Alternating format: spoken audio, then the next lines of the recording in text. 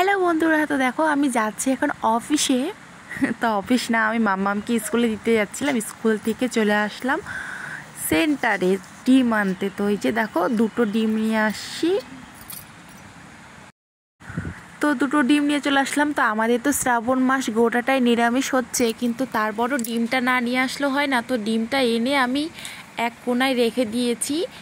আর বাচ্চা তো আর মানছে না, তো বাচ্চাকে খাওয়াবো। কিন্তু এখন ওর বাবাধাম গিয়েছে, এখন ওখান থেকে আসেনি, আসুক তারপরে ওকে সিদ্ধ করে দিব। দেওয়ার পর গ্যাস ট্যাস সব কিছু ঘর টর ধুয়ে নিই আমি। হ্যালো বন্ধুরা, তোমরা সবাই কেমন আছো? আশা করি ভালো আছো, সুস্থ আছো।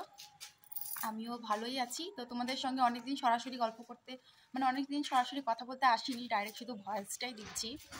তার জন্য ভাবলাম যে আজকে একটু সরাসরি কথা বলতে আসি। তো এখন বাজে পাঁচটা বাজেনি, 5 মিনিট বাকি আছে, 10 মিনিট 7 মিনিট বাকি আছে।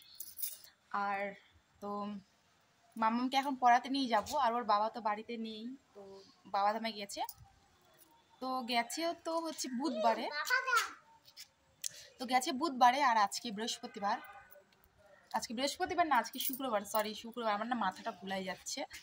আর রান্না আমি কিছুই করিনি, আলু সিদ্ধ ভাত করেছি শুধু। তো আলু সিদ্ধ ভাত বসিয়েছিলাম, জানো, ভাত মানে বসিয়ে দিয়েছি, আর একটু হতে বাকি ছিল, গ্যাস আমার শেষ হয়ে গেছে। তো ওইভাবে আর কি ওইভাবেই নামাই নিলাম। আর মানে একটু জোরে মানে চাপা দিয়ে রাখছি উপরে একটা বাসন দিয়ে, যেন মানে মানে ইসেতে সিদ্ধ হয়ে যায়। তো ওই মাম্মামকে ওটা খাওয়াইছি, আমি ওটা খেয়ে নিচ্ছি। দেখি রাত্রে কি করি, ওই ভাতটাকেই জল ঢেলে খেয়ে নিব নাহলে। তো ওটাই আর কি। আর মানে কাজ বাজও সেরকম করিনি, জ্বর ছিল কিছুদিন থেকে।